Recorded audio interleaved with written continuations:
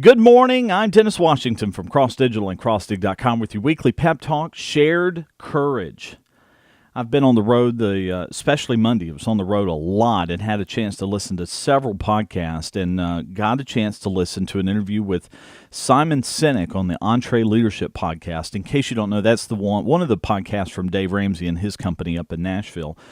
Fantastic podcast. If you're looking for one to subscribe to, I highly recommend it. A lot of great interviews there.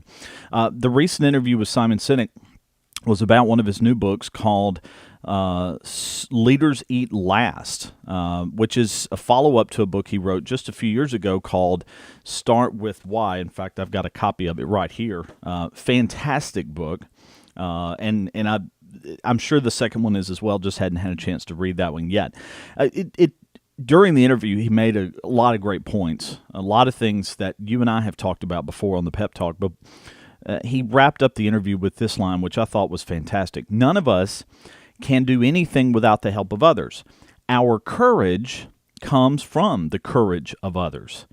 Now, you talk about a loaded statement, but when you really start to think about that, about the courage, because a lot of time things that we do and the concept even of courage sounds like a solo act.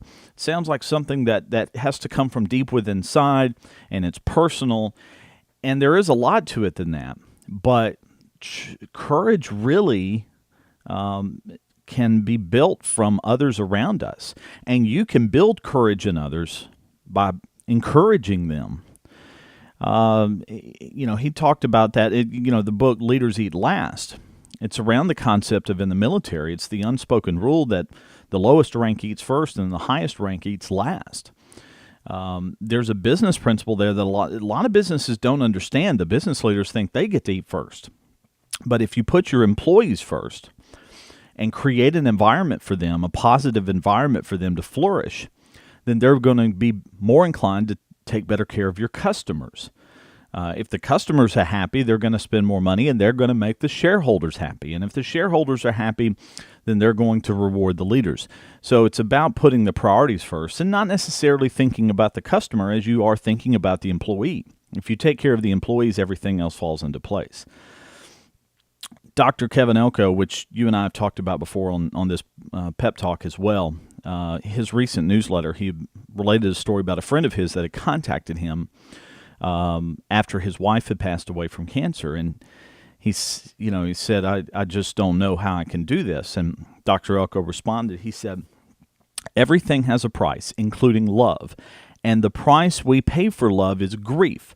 So feel good about feeling bad. It means how much you loved her. And then he wrapped it up by saying something that he had carried with him since his mother had passed away last year. He said, don't cry because it's over, just smile because it happened.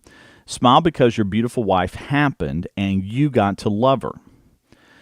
Now, there's a lot of courage in that statement, but it's really about not dwelling on the negatives. It's about the positive environment, the positive situation. And as Dr. Kevin Elko said, nothing feels as good as being a friend and necessary to others. We've talked about this before. If someone was going through a problem, are you on the list of people they would call to ask for help? Are you necessary to someone?